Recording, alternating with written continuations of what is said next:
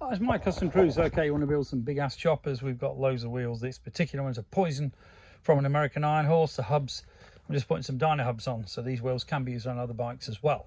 Okay, this could be used on an FXD WG, it could be used on a narrow glide, could be used on a bagger, pretty well anything. But beautiful wheels, 21 by 3.5, solid CNC by RC Components. You can see the thickness of these spokes.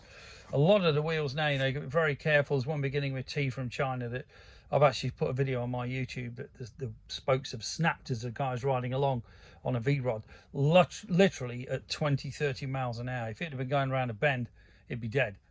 Okay, so you do need proper CNC billet. These would be round about 2008 these were made.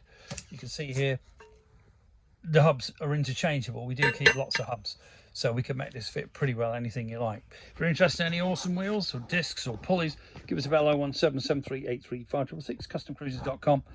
Best bets, email sales@CustomCruisers.com or see CustomCruisers.com, their website. Thank you.